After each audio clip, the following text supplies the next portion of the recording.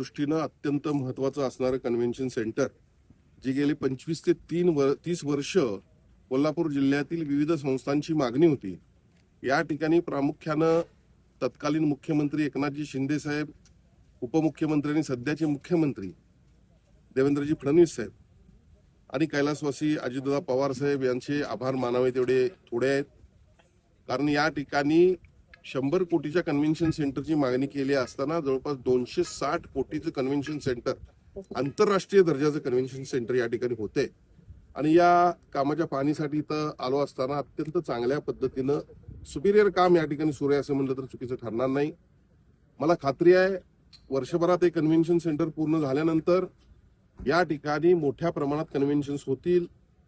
प्रत्येक क्षेत्रातील व्यवसायासाठी, एनजीओसाठी, प्रत्येकासाठी हे कन्व्हेन्शन सेंटर अगदी आपण कलाकारांसाठी देखील अत्यंत महत्त्वाचं ठरलं असं मला वाटतं।